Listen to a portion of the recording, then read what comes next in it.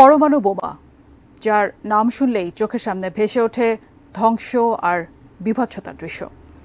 ১৯৪৫ সালে ইতিহাসে প্রথমবার এই অস্ত্রের ব্যবহার দেখে বিশ্ব।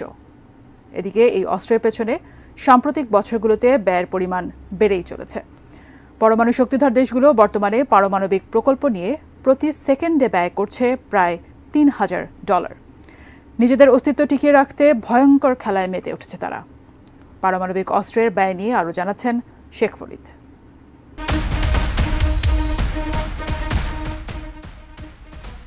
বৈশ্বিক উত্তেজনার মধ্যে নিউক্লিয়ার অস্ত্রের উপর নির্ভরশীলতা বেড়েছে। নিউক্লিয়ার অস্ত্রধারী 9 দেশ এরই মধ্যে এই অস্ত্রের উপর নির্ভরশীলতা বাড়িয়েছে উল্লেখযোগ্য হারে।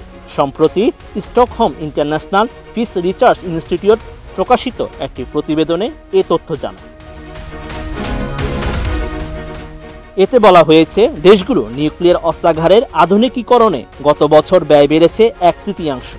2023 সালে সারা বিশ্বে নিউক্লিয়ার শক্তিধর দেশগুলো $91.4 বিলিয়ন বা $9,140 কোটি ব্যয় করেছে। এ সময় যুক্তরাষ্ট্র, রাশিয়া, যুক্তরাজ্য, ফ্রান্স, চীন, ভারত, পাকিস্তান, উত্তর কোরিয়া ও ইসরায়েল তাদের নিউক্লিয়ার অস্ত্রাগার আধুনিকীকরণ করেছে। এছাড়া গাজা ও ইউক্রেন যুদ্ধকে কেন্দ্র করে আন্তর্জাতিক নিরাপত্তার অবনতি হয়েছে বলেও প্রতিবেদনে উল্লেখ করা হয়েছে।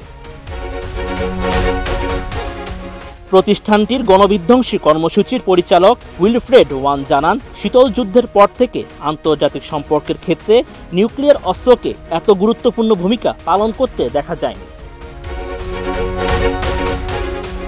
নিউক্লিয়ার শক্তিধর দেশগুলো তাদের নিউক্লিয়ার প্রকল্পে প্রতি মিনিটে অন্তত $1,73,884 ব্যয় করেছে। প্রতি সেকেন্ডের হিসাবে ব্যয় করছে $2,898, যা বাংলাদেশি মুদ্রায় প্রায় 3.5 লাখ টাকা।